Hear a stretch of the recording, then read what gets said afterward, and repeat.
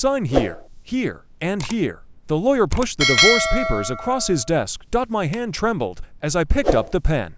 3 years of marriage to Marco Valentino, and it was ending with 3 signatures. I pressed the pen to the first line when the office door burst open. 2 men in black suits walked in. I recognized them immediately.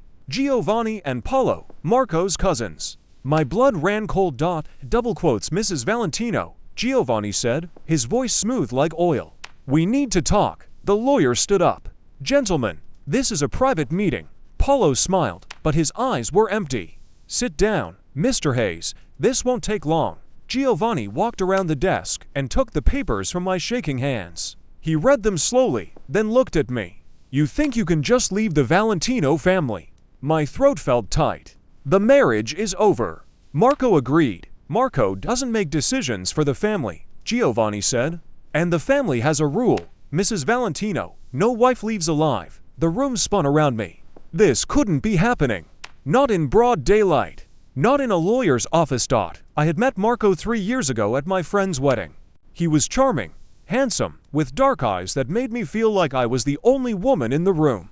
He told me he owned restaurants. He never mentioned the word mafia. We dated for 6 months. He was perfect. He brought me flowers. He took me to expensive places. He made me laugh. When he proposed on a beach in Mexico, I said yes without thinking twice. The wedding was beautiful. Too beautiful. I should have noticed the armed guards at the church. I should have questioned why his family members kissed his ring. I should have asked why everyone seemed afraid of his father. But I was in love. Love makes you blind. The first year was good. Marco treated me like a queen. We lived in a mansion with 10 bedrooms. I had everything I wanted. Clothes, jewelry, cars. But I couldn't have the one thing I needed. Freedom. I wasn't allowed to work. I wasn't allowed to go out alone. I wasn't allowed to have friends Marco didn't approve of. Slowly, my world became smaller and smaller until it was just Marco and his family. The second year, things changed. Marco started coming home late. Sometimes he didn't come home at all. When I asked questions, he told me to mind my business. One night, I saw blood on his shirt. Real blood. He noticed me staring and said it was from a kitchen accident at the restaurant. But I knew it wasn't sauce or wine. I started paying attention. The hushed phone calls. The meetings in our basement. The packages that arrived at midnight. Marco wasn't running restaurants. He was running something darker. I confronted him one evening. What do you really do, Marco? He looked at me with those dark eyes I once loved. You don't want to know, Sophia. Tell me the truth. He poured himself a drink. My family handles problems for people. Business problems. We've been doing it for 4 generations. You mean you hurt people? I protect our interests, he said. That's all you need to know. I realized then that I had married a stranger. The man I loved never existed. I was living with a criminal. I decided to leave after the incident with Marie. She was our housekeeper, a sweet old woman who made the best pasta. One day, she accidentally broke an expensive vase. Marco's father, Don Valentino, was visiting. He saw the broken vase and his face turned dark. You disrespect my son's house. Marie apologized over and over. She was crying.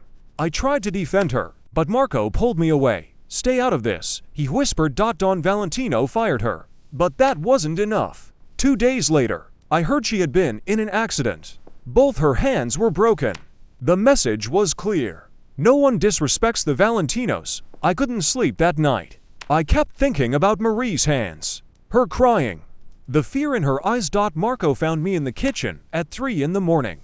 You need to understand how things work in this family, Sophia. This is wrong. Marco, this is survival, he said. In our world, weakness gets you killed. Respect keeps you alive. I looked at him and saw a monster. I started planning my escape carefully. I couldn't just pack and leave. The Valentinos had eyes everywhere. Guards watched the house. Cameras covered every corner. Even my phone was monitored. I began saving money. Small amounts Marco wouldn't notice. $20 here, $50 there. I hid it inside my old books in the library. No one in that house read books except me. I also started going to church. Marco didn't care about religion, so he let me attend Sunday Mass. That's where I met Father Antonio.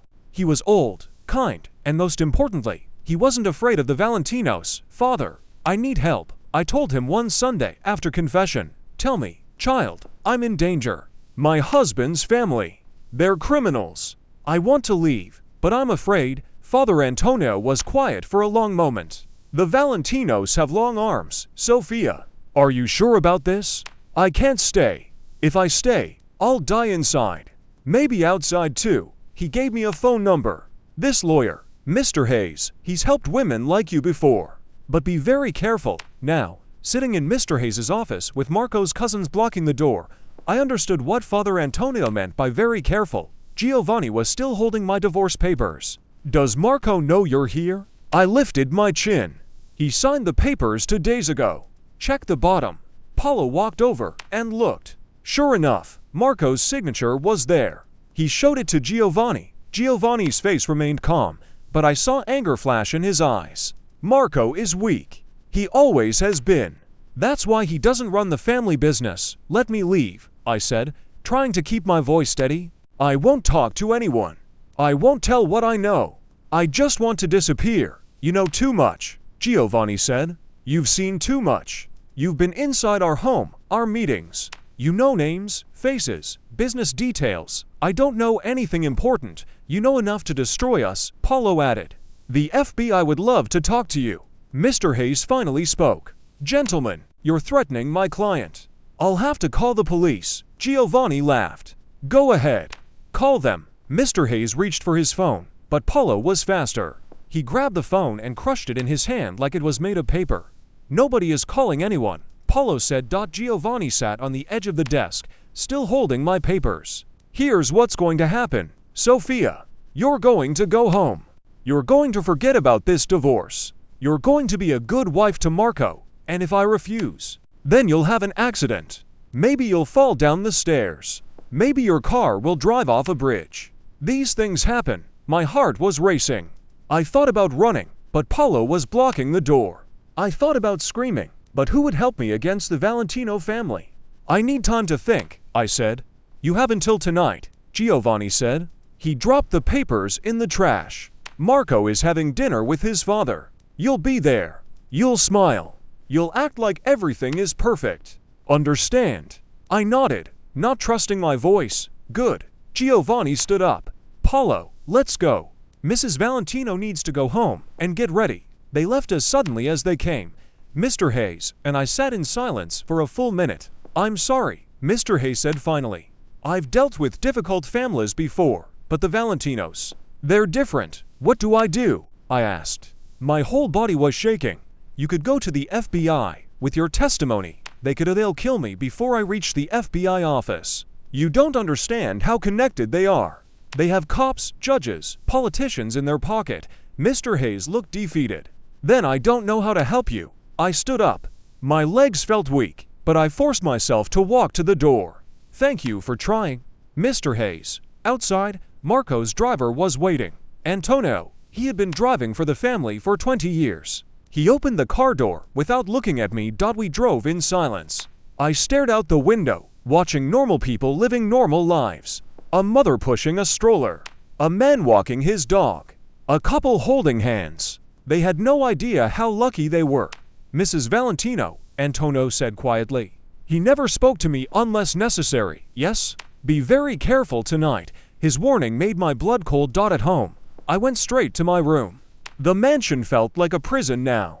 Every room held memories of my dying marriage. The kitchen where Marco first told me he loved me. The garden where we had our wedding photos taken.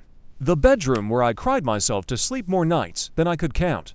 I opened my closet and looked at my clothes. Expensive dresses Marco bought me. Designer shoes I never wanted.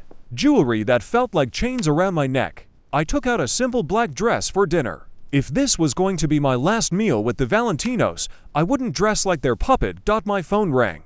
It was Marco. Sophia. Giovanni called me. I know. Why did you go to a lawyer without telling me? He sounded hurt, not angry. Because I want out, Marco. I can't do this anymore. Silence. Then, I signed those papers because I thought it would make you happy. I thought maybe we could work things out later. I didn't think you'd actually go through with it. Did you really think I'd stay after everything I've seen? I love you, Sophia. You love control. There's a difference, he sighed. Come to dinner tonight. Please, let's talk like adults. Maybe we can find a solution. Your cousins already gave me a solution. Stay or die. 10 I'll handle Giovanni, Marco said. He doesn't speak for me, but he speaks for your father. And your father runs everything. Let me try to fix this. Just come to dinner. If you still want to leave after tonight, I won't stop you. I almost laughed. You think your family will let me walk away? Trust me one more time, he said softly. Please. Against my better judgment, I agreed. Maybe it was the tone in his voice. Maybe it was the small hope that the man I fell in love with still existed somewhere inside the criminal. I got dressed and went downstairs. Antonio was waiting to drive me to Don Valentino's estate. The old man lived in a compound outside the city. High walls, armed guards, cameras everywhere. It looked like a fortress. We arrived at 6. The sun was setting, painting the sky blood red. I took it as a bad sign. Inside, the house was full of people. Marco's brothers, uncles, cousins. Their wives sat together, quiet and obedient. I recognized the look in their eyes. The same trapped look I saw in my mirror every morning. Don Valentino sat at the head of a long table. He was 70 but still strong, still feared. His eyes followed me as I entered. Sophia, Don Valentino said. His voice was rough like sandpaper. Come sit. Marco stood up and pulled out a chair next to him. I sat down, feeling everyone's eyes on me. I hear you want to leave my son, Don Valentino continued. The room went completely silent. Even the servants stopped moving. Yes, Don Valentino. Why? How could I answer that honestly? Because your son is a criminal. Because your family terrifies me. Because I value my life and freedom. We're not happy, I said carefully. Sometimes people grow apart. In this family, we don't grow apart. We stay together. Blood is blood, but I'm not blood. Don Valentino smiled, but it wasn't friendly. When you married Marco, you became blood. The priest said so. God said so. There's no divorce in the Valentino family. Marco touched my hand under the table. A warning or support? I couldn't tell. With respect, Don Valentino, I didn't know what I was marrying into. If I had known, you would have still said yes. Giovanni interrupted from across the table. My cousin gave you everything. Money, status, protection. You lived like a queen in a cage. I replied. The room erupted. Marco's brothers started arguing. Some said I was disrespectful. Others said I was ungrateful. Their wives kept their heads down, not daring to defend me. Don Valentino raised his hand. Everyone went quiet immediately. Sophia, he said calmly, let me tell you a story. I didn't want to hear his story, but I had no choice. 40 years ago, my wife wanted to leave me. She said the same things you're saying. She was unhappy. She was scared. She wanted freedom. He paused, sipping his wine. I loved her very much. So I let her go. My heart jumped. Maybe there was hope. She left on a Tuesday morning. Don Valentino continued. By Tuesday afternoon, she was dead. Car accident. Very tragic. The hope died instantly. I didn't kill her, Don Valentino said, reading my face. But my enemies did. They knew she was my weakness. They knew hurting her would destroy me. That's when I learned an important lesson, Sophia. In our world, family members are targets. Once you're in, there's no out. Leaving doesn't make you free. It makes you vulnerable. So I'm a prisoner. You're protected, he corrected. As long as you're Marco's wife, no one can touch you. But if you leave ... he shrugged. Marco leaned closer to me. Papa, maybe Sophia and I could take a trip. Go somewhere quiet. Work on our marriage. Running away won't fix this, Giovanni said. She wants out. She always wants out. Then what do you suggest? Marco asked, his voice hard. Giovanni looked directly at me. She takes a loyalty oath. To the family. Blood in, blood out. Like the old ways. My stomach turned. I knew what that meant. Once you took a blood oath with the Valentinos, you were bound for life. Break it, and you die. It wasn't just a threat. It was a ceremony, a ritual. Mafia tradition? No, I said firmly. I won't do that. Then you leave us no choice, Don Valentino said sadly. Giovanni, Paulo, take her to the basement. We'll decide what to do with her there. Marco stood up fast. Papa, wait, sit down. Marco, his father commanded. You've been too soft with her. That's why we're in this situation. Giovanni and Paolo grabbed my arms. I tried to pull away, but they were too strong. They dragged me out of the dining room while everyone watched in silence. The basement stairs were old and creaky. My heart pounded with each step down. I had heard stories about this basement. Bad stories. They threw me into a cold room with concrete walls. A single light bulb hung from the ceiling. In the corner, I saw dark stains on the floor. I didn't want to think about what they were. Giovanni locked the door. Make yourself comfortable, Sophia. This is where we handle family problems. Through the small window in the door, I could see them talking, planning, deciding my fate like I was nothing. I sat on the cold floor and tried not to panic. There had to be a way out. There had to be. The door opened 20 minutes later. Marco walked in alone. Are you here to kill me? I asked. He looked hurt. How can you think that? Because your family just threatened my life. Because I'm locked in a basement. Because apparently, wanting a divorce is a crime worthy of death in your world. Marco knelt beside me. I won't let them hurt you. I promise. You can't stop them.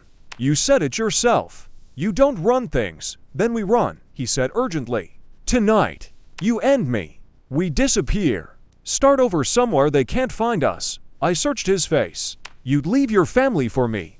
I'd do anything for you. For a moment, I saw the man I married. The man from the beach proposal. The man who made me laugh. They'll hunt us forever, I said. Your father won't stop until he finds us. Let him try. We'll go somewhere far. Change our names. Live quietly, Marco. That's not a life. That's just a different kind of prison. He stood up, frustrated. Then what do you want? You won't stay. You won't run. You won't take the oath. What's left? I want you to let me go. Really let me go. Tell your family I died. Hold a funeral. Give me a new identity. Let me disappear. Marco stared at me like I was crazy. Fake your death. It's the only way. They won't chase a dead woman. And what about me? You go back to your life. Marry someone else eventually. Someone who fits into this world better than I do. He shook his head. I can't lose you. You already have. The door opened again. It was Don Valentino this time. He looked at Marco with disappointment. Still trying to save her. My son. Papa, there has to be another way. There was another way. She could have been grateful. She could have stayed quiet. She could have accepted her place. But she chose to challenge us. Don Valentino turned to me. Last chance, Sophia. Take the oath or take the consequences. I stood up, my legs shaking, but my voice steady. I won't take your oath, Don Valentino. I won't sell my soul to your family. Then you're a fool, he said simply. He looked at Marco. Say goodbye to your wife. Marco's face went pale. Papa, please say you have 5 minutes. Don Valentino walked out, leaving us alone. Marco grabbed my shoulders. Take the oath, Sophia. It's just words. Just a ceremony. It doesn't mean anything. It means everything to them. And once I take it, I'll never escape. I'll be yours, and theirs, forever. Is that so terrible? His eyes were desperate. Being mine. Yes, I said honestly. Because you're not really yours anymore either, Marco. You belong to them. To the family. To the business. To the blood. And I can't live like that. He let me go and walked to the corner of the room. His shoulders were shaking. I realized he was crying. I'm sorry, I whispered. I'm sorry, I'm not strong enough to love you through this. You're the strongest person I know, he said without turning around. That's why I fell in love with you. You never bent. You never broke. Not even now. The door opened. Giovanni stood there with Paolo. Time's up. Marco wiped his face and turned to his cousins. What's the plan? Giovanni smiled coldly. She's going for a drive. A long drive. Off a very high cliff. Make it look like an accident, Paolo added. Tragedy. Young wife, unhappy marriage, couldn't handle the pressure. Very sad. No, Marco said firmly. This isn't your decision, Giovanni replied. I'm still her husband. I have a say. Giovanni stepped closer to Marco, challenging him.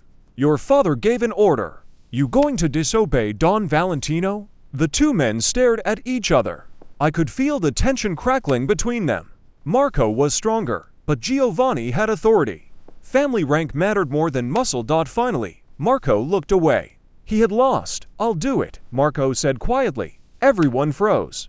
What? Giovanni asked. I'll take her. I'll handle it. She's my wife. This is my responsibility. Paula laughed. You don't have the stomach for it, cousin. Try me. Marco's voice was ice. Giovanni studied him for a long moment. Then he nodded. Fine, but if you fail, if she somehow survives, your father will handle both of you. Understand? I understand. They left us alone again. Marco looked at me with unreadable eyes. What are you planning? I asked. He didn't answer. Marco drove us away from the estate in his black car. It was past midnight. The roads were empty. I sat in the passenger seat, watching the trees pass by in the darkness. Where are we going? I finally asked. Somewhere quiet. Are you really going to kill me, Marco? He gripped the steering wheel tighter. What do you think? I think you're torn. Part of you loves me. Part of you loves your family. And you can't have both. You're right, he admitted. I've been torn since the day we met. You made me want to be different, better, but the family. They pull me back every time. We drove for another hour, climbing mountain roads. The city disappeared behind us. Finally, Marco pulled over at a lookout point. Below us was nothing but darkness and a very long drop. Is this it? I asked, my voice shaking. Is this where I die? Marco turned off the engine. The silence was deafening. Get out, he said. My hands were trembling as I opened the door. The wind was cold and strong. It could easily push someone over the edge. Marco walked to the edge of the cliff and looked down. I stayed by the car, ready to run if I needed to. But where would I run? We were miles from anywhere. Come here, Sophia. I didn't move. He turned to face me. In his hand was a gun. My heart stopped. Marco will come here, he said again. Please. I walked slowly toward him, each step feeling like my last. When I reached him, he held out the gun. Take it, he said. I stared at the gun, confused. What? Take it. Shoot me. I don't understand. Marco pressed the gun into my hand.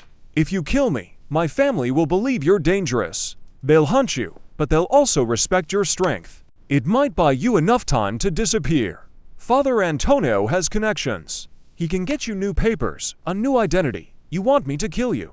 It's the only way to save you, he said. If I go back without you, they'll kill us both. But if I die here, if you escape, they'll focus on finding you. And by the time they realize you're really gone, you'll be untouchable. Tears were streaming down my face. I can't kill you, Marco. You can. You have to. He placed his hand over mine, guiding the gun to his chest.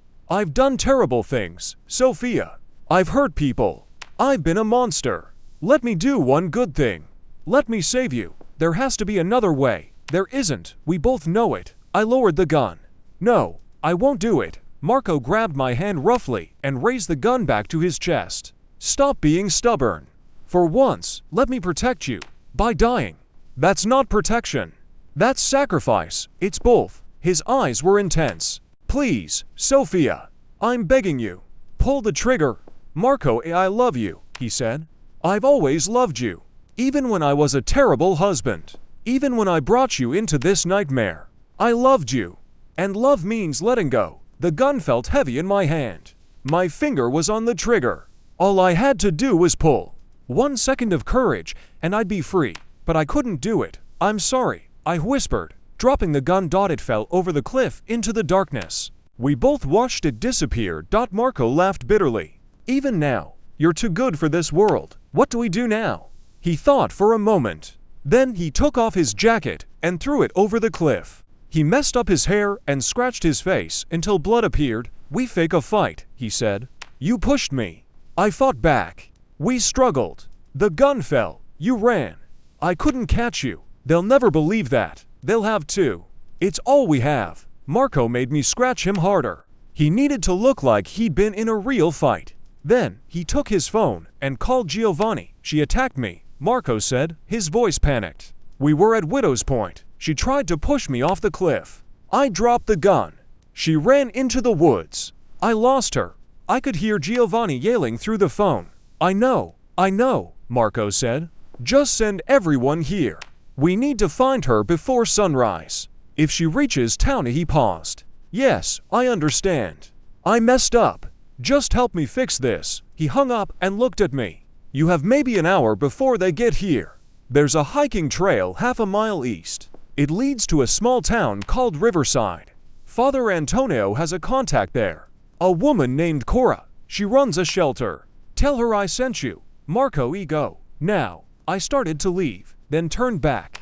Why are you doing this? Because you were right. I'm not really mine anymore. I haven't been for years. But maybe helping you escape gives me back a piece of my soul. I ran to him and kissed him one last time. He tasted like blood and regret. Be happy, Sophia, he whispered. Live the life we couldn't have. Then I ran into the darkness. The forest was thick and scary. I couldn't see more than a few feet ahead. Branches grabbed at my clothes. Rocks tried to trip me. But I kept running. Behind me, I heard cars arriving. Shouts, flashlights cutting through the trees. They were searching for me. I found the hiking trail Marco mentioned. My legs were burning, my lungs screaming for air. But I pushed forward. I had to reach Riverside before they found me. An hour later, I saw lights in the distance. The town. I stumbled out of the forest, dirty and bleeding, but alive. Riverside was tiny. Just a main street with a few shops and a church. I found the shelter easily. It was a small house with a sign that said Safe Haven. I knocked on the door. A woman answered. She was middle-aged with kind eyes. Cora. I asked. Yes. Father Antonio sent me. Marco Valentino sent me. Her expression changed immediately. She pulled me inside and locked the door. How bad is it? Very bad. They're hunting me right now. Cora didn't ask questions. She took me to a hidden room in the basement. Stay here. Don't make any noise. I'll handle the rest. She left me with water, food, and a blanket. The room was small but safe. I finally let myself cry. I stayed in Cora's basement for 3 days. She brought me food and news. The Valentinos had searched Riverside twice, but found nothing. They believed I had died in the forest. Marco had returned to the estate beaten and ashamed. Don Valentino was furious but believed his story. After all, why would Marco lie to protect the woman who attacked him? On the 4th day, Cora brought me a package. Inside were new identification papers, a passport, a driver's license, birth certificate, all with a new name. Isabella Torres, Father Antonio's gift, Cora explained. He says to go west, California, start over, never look back. What about Marco? Is he okay? Cora's face was sad. Marco was found dead this morning. Suicide, they're saying. He shot himself in his car. My world stopped. No, that's not it. The note said he couldn't live with letting you escape. That he had betrayed his family and couldn't face the shame. I collapsed on the floor, sobbing. Marco had saved me one final time. He had taken all the blame. He had protected me even in death. He loved you very much, Cora said softly. Men like Marco don't often love. But when they do, it's everything. I cried for hours. For Marco, for our broken marriage, for the man he could have been. 2 weeks later, I arrived in San Diego. Cora had given me enough money to start fresh. I rented a small apartment by the beach. Nothing fancy, but it was mine. I got a job at a bookstore. Simple work, quiet work. I used my new name, my new identity. Isabella Torres was nobody, and that was perfect. Some nights, I dreamed about Marco. In my dreams, he was the man from the beach. The man who made me laugh. The man who wasn't trapped by his family's darkness. I never contacted Father Antonio or Cora again. It was safer that way. The Valentinos had long memories and even longer reach. I read about Don Valentino sometimes in the news. The FBI was investigating him. His empire was crumbling. Giovanni and Paulo had been arrested. The family was falling apart from the inside. Part of me felt guilty. If I had never tried to leave, maybe Marco would still be alive. Maybe the family wouldn't be destroyed. But then I remembered Marie and her broken hands. I remembered the blood on Marco's shirt. I remembered the fear in everyone's eyes at that dinner table. The Valentino family deserved to fall, and I deserved to live. A year passed. Then, too, I started to breathe easier. The nightmares came less often. I even went on a date once, though nothing came of it. I wasn't ready to trust again. One evening, I was closing the bookstore when a man walked in. He was old, wearing a simple coat and hat. Something about him seemed familiar. We're closed, I said politely. He looked at me with sharp eyes. Are you Isabella Torres? My blood went cold. Who's asking? Someone who's been looking for you for a very long time. I grabbed my phone, ready to call 911, but he held up his hands peacefully. I'm not here to hurt you, he said. He reached into his coat slowly and pulled out an envelope. Marco asked me to give you this. If anything ever happened to him, my hand shook as I took the envelope. Inside was a letter and a key. The letter was in Marco's handwriting. It said, Sophia, if you're reading this, I'm gone. Good. I was never strong enough to leave, but I made sure you could. The key opens a safe deposit box in San Diego. Inside is enough money to last you 10 lifetimes. It's clean money, nothing dirty. I've been saving it for years, waiting for the courage to leave with you. I never found that courage, but maybe you can use it to be truly free. Don't waste your life looking back.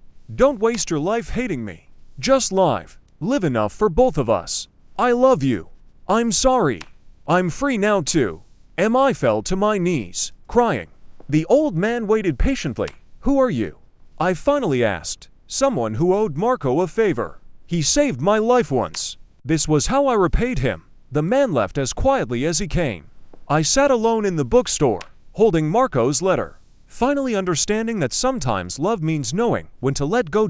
And sometimes freedom costs everything, but it's worth it. It's always worth it. The end.